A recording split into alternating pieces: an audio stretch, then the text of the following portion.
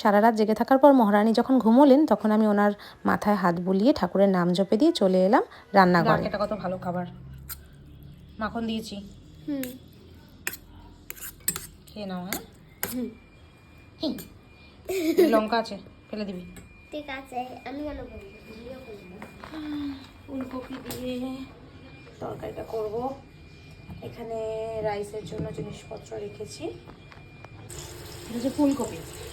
দেখো আমি ফুলকপিগুলোকে এইভাবে না ছোটো ছোটো করে কেটে এটাকে আমি ভেজে নিয়েছি। ভাজার উপকরণগুলো মানে কি কি দিয়ে ভেজেছি আমি সেটা বলছি।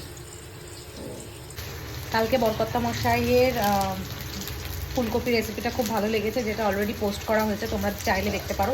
তো আজকে সেই জন্য আবারও আমাকে সেই একই রেসিপি করতে হচ্ছে। তো আজকে আবারও সেই একই রেসিপি আমি করছি। ভেজে নিয়েছি। এইবার আমি তেল দিয়ে কড়াইতে দেখো একটু আদা দিয়েছি, সামান্য 2-4 কুচি, আর এখানে কাঁচা লঙ্কা, একটু চিনির দানা অল্প। এটাকে আবার আমি ভালো করে সামান্য একটু গুঁড়ো লঙ্কা, সামান্য একটু গ্রিন চিলি সস,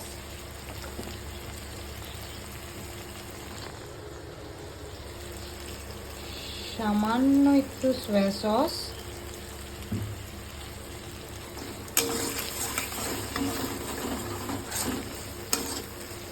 এবার একটুখানি ফ্লেমটাকে হাই করব।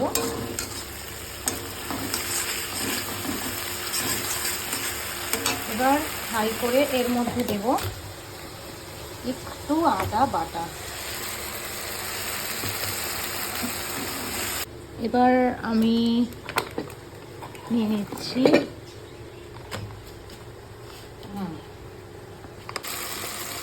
একটুখানি জল ঢাললাম। যখন ফুটছে তখন আমরা এটাকে